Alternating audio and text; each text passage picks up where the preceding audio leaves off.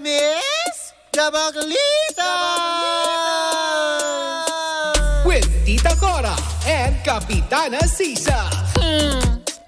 Same, pero iba. We are number 106.7 Energy FM. Pangga, wag mong sabihin radyo. Sabihin mo, diba? Siyempre sa mga kabubukas pa lamang po na kanilang mga radyo. Ako po si Kapitana Sisa. At ako naman yung Tita Cora. At kami pa rin ang Baklita sa Woo! Hello pa rin po sa inyong lahat dyan, sa mga nanonood through our Facebook Live. Yes. Hi po sa mga kaimpanog ng Pilipinas at ang mundo. Hello po sa inyong lahat. At syempre sa ating team replay on YouTube and on TikTok. Hello po sa inyong lahat. Maraming salamat po. And of course sa mga tao sa buong Metro and Mega Manila. Hello po sa inyong lahat. Lalong-lalo na sa mga taga-Karuhatan. Genti de Leon, Valenzuela City. Hello po sa inyong lahat. Mare, may mga nakatutok din sa atin. Diyan sa may Padilla, sa may Antipolo, Mare. Higher Antipolo. Ayan. Padilla. Yes. Padilla, Antipolo. Hello po. Ayan. Tapos Mare, pasalamatan ko lang ang aking pamilya ng RJC Dermaglow and Static. At saka syempre ang sa Festive Bro. Correct, diba? Nakatutok sila sa atin ngayon, Mare. Uy, maraming salamat po sa Festive Bro. Baka pwede po yung kilay ko. Oo naman. Kasi naman yung schedule natin. Tama. Yung schedule. And not this week lang. Si Ate Leslie na daw bahala dyan. Sobrang punong-puno yung schedule ng mga bakla. Hanggang linggo. Oo. At saka Mari, kanina pagpasok nila dito sa loob ng booth natin, anong napansin nila? Abango. Diba? Siyempre dahil yan sa Lomorejo. Diba? Kaya lagi ang bango-bango. Kaya pag bibisita kayo dito, maaamin niyo po yung sinasabi namin. But anyways, nako, speaking of pabango, speaking of masarap pa, eto ang pinakamasarap na makuha. Ay, oo. Ang 500 pesos mula sa Bingo Plus. Eto na. Hangga Bingo Plus Panalo!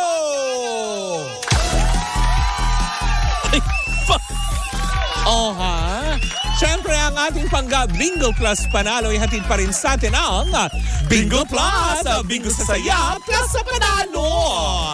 Diba? Habang hinahalukay natin at pinaiikot-ikot ang mga bola-bola. Hindi pala kami magkakulay ni Bingbing. Correct. Bakit? Medyo darker siya. Orange-yellow ang dating. Yes. Diba? Pero eto na nga, ang maswerteng numero para sa araw na ito na dapat po ninyong pakinggan at tutukan. Dahil mamaya sa programa ni Kuya Chico, kung sakaling matapat ang roleta sa programang Baklitas, kailangan nyong masabi ang numerong ito.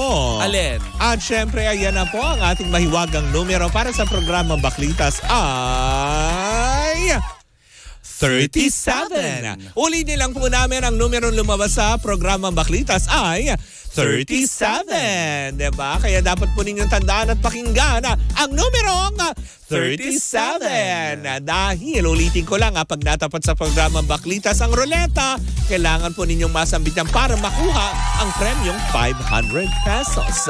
Both on air and online. Yes. Ganyan kagalante ang Bingo Plus, no? Correct. 1,000 pesos pinamimigay a day, diba? Siyempre, para na rin yan na paghahatid pa sa salamat po sa lahat pa rin na tumatangkilik ng Bingo Plus. Yes, Mare, lalo na ngayon, Mare, na ang ating mga kababayan dito sa Metro Manila ay nangangailangan ng tulong. Correct, diba? At least malay mo, nakikinig ka lang habang naglilinis ka ng inyong tahanan at matsambahan mo. To ulitin lang namin ang numero ay 37. Of course, ang ating pangga Bingo Plus Panalo ay hatid pa rin sa atin ang Bingo Plus, Bingo sa saya, plus sa panalo. And speaking of Bingo Plus, diba? Sa Lunes po yan, episode 2 na po ng Baklitas sa Podcast. Diba?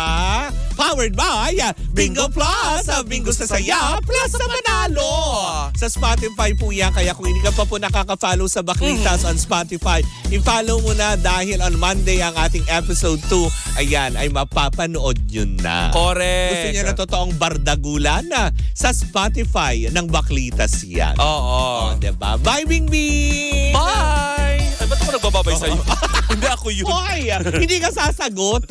Si Bing Bing lang na... Ay, nako. Alam mo yun? Baby Bing Bing. Hindi yung Mother Bing. Mother Bing. Ganon. Char-char lang. Char-char, sir. Hoy. Hindi Judas ang pangalan ko. Ay, sige. Char-char lang, Ses. Ay! Diba? Kilala kita! Mas cute yung gano'n, Dinudugtungan mo yun ng Wang. Ses Wang.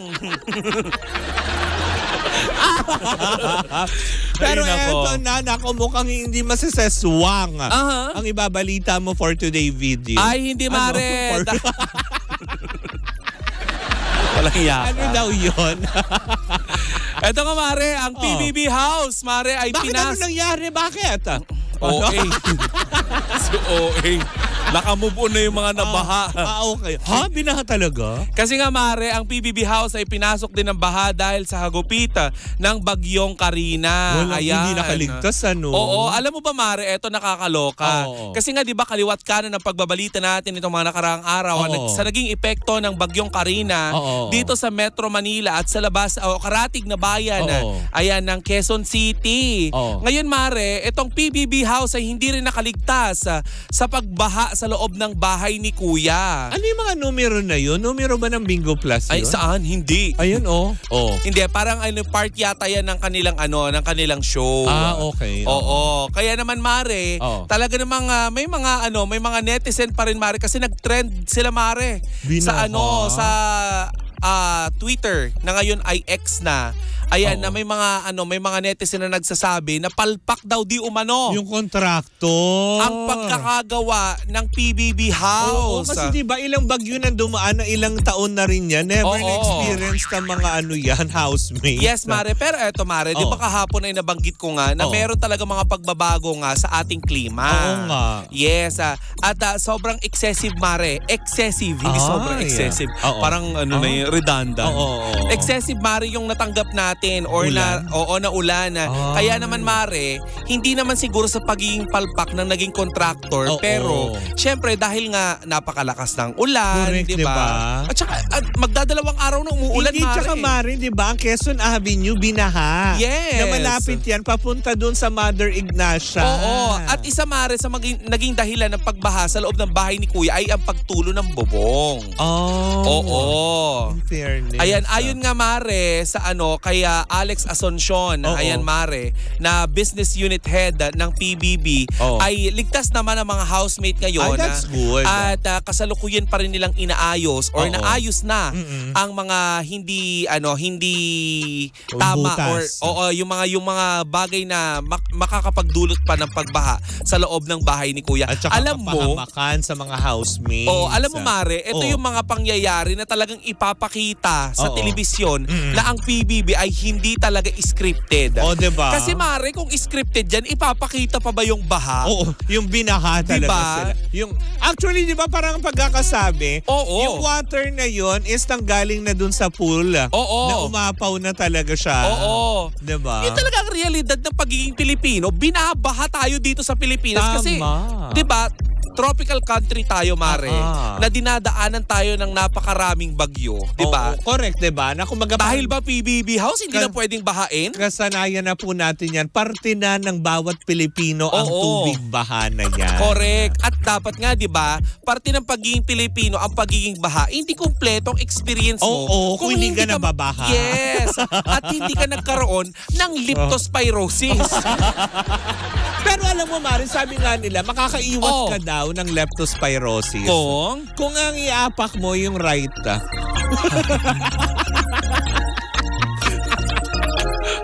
Kung yung right foot mo ang iapak mo, wag yung left. Right to... Ay! Makakaiwas ka doon sa leptospirosis. I-support.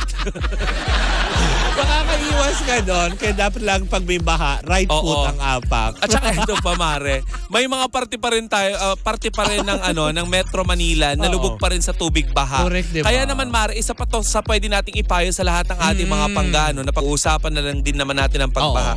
Alam mo yung pag-ihi, hindi lang ng daga, ng mismong tao habang nakalubog ka sa tubig. Iba kasi, nakalubog na sa tubig hanggang bewang na. Siyempre, yung pang-ibabang parte natin, hindi na nakikita, umiihi sila. Ay wag po. Kasi pwede pong magdulot ito ng infection po sa inyong sa inyong genitals. Diba? Yung pag-ihi, lalo na sa kababaihan. Ay, oo. Kasi mari kapag umiihi diba ka. kahit sa mga ilog nga, diba, sinasabi nila, mga kababaihan usually, wag yung basta-bastang talon ng talon kasi may mga bacteria na pwedeng, alam mo yun, masagap sila doon. Oo, kasi diba open yan? Open portal. Gano'n. Sugat. Open portal. Ano yan? Lagusan ng mga masasamang elemento. Totoo naman. Lalo pag walang hugas.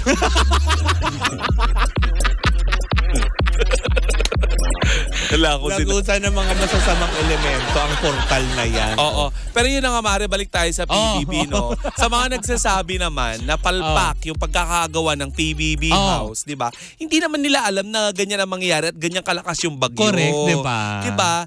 Kayo nga di ba, binaha kayo, lampas tao, masasabi nyo ba na yung lugar ninyo ay babahain? Oo, diba? Totoo naman. Ang nangyari sa PBB ay acts of God. Oo, at sumasalamin sa totoong buhay ng pagiging Pilipino. Correct, diba? Na kahit paano nagawan pa rin nila ng paraan. Ang importante naman dyan, ligtas yung mga tao. At bongga, diba? Naglima sa mga PBB housemate. Diba? Diba? Sino naman kasing tutulong sa kanila doon? Si alam Kuya. naman pumasok doon ang mga, alam mo yun, yung mga naglilinis sa mga baler-baler, diba? Oo. O kaya, alam mo yun, mga... Pa-deep clean nila. Yung mga alam ka naman pumasok doon yung mga parang DPWH, diba? Para lang maglimas. Magpump ng tubig. Diba? Kasi ganun din naman kung hindi nila gagawin yun, sila lang din naman din mapeperwisyo. Yes. Diba? Hindi, dapat talaga dyan sa PBB, suggestion lang, tanggalin na ninyo yung swimming pool na yan. Oo. Palitan diba? nyo ng bathtub. Hindi, may portable pool naman kasi. Diba? Pwede naman yun yung foldable. Diba? Oo. Para hindi kayo binabaha. May bathtub ba dun sa PBB? Wala. Jacuzzi ganun. Wala. Dati yata meron. Kaya lang parang tinanggal nga. Kasi nga, di ba, naging tumpukan ng kaharutan. Actually, nowadays, yung mga panahon nila sa Milby yun, di ba? Yung mga bathtub na yan nowadays, parang hindi ako natutuwa. Di ba? Yung mga ganong aspeto. Nagkalat sa Telegram. Nagkaka-tsunami sa bathtub. In fairness, Are you referring to, Nobody. Nobody but you. Yeah. But mark my word. Oh, okay. Yes. Yeah. Nobody. Marked in my system. Yes. That this is nice. Good. Yeah. Nice. Ganda. And that will be all. Thank you so much mga pangga sa inyong pagtutok sa ating programa ngayong araw. Talagang mababasabi ka ng noise. Gundo. Naka-yellow pa naman ako. I'm a busugera. Diba? Meme! Correct, diba? Siyempre sa ating mga kaibigan mula sa McDonald's, maraming salamat po. Diba? Yes. Muli po ako po si Kapitana Sisa. Ako naman ang yung Tita Cora. At siyempre bago kami tuloy ang magtapos, muli po inanyayahan kayo sa darating na Lunes ang episode 2 po ng Baklita sa Podcast. It's up na po yan on Spotify. Yan, i-follow nyo po kami doon. Ilang araw na lang. Correct, diba? Alam mo, 35 minutes? Oo, diba? Bitin pa kayo? Correct ka. Ito yung totoong bardagulan na hinahanap nyo na po. Ayan, mapapanood nyo yan on Monday on Spotify. Mari, ilalabas talaga natin yun. Oh yes, no choice, diba? Kung nakikiris kayo kung ano man ang pinag-usapan namin on episode 2, ayan, puntahan nyo po yan sa Spotify on Monday. Diba? Of course, powered by Bingo Plus! Bingo sa saya, plus sa panalo! And we are still same pero iba! Tuloy-tuloy pa rin po ang ating tugtugan. Siyempre dito po lamang yan sa number 106.7 Energy FM. Pangga, wag mong sabihing radyo! Sabihin mo!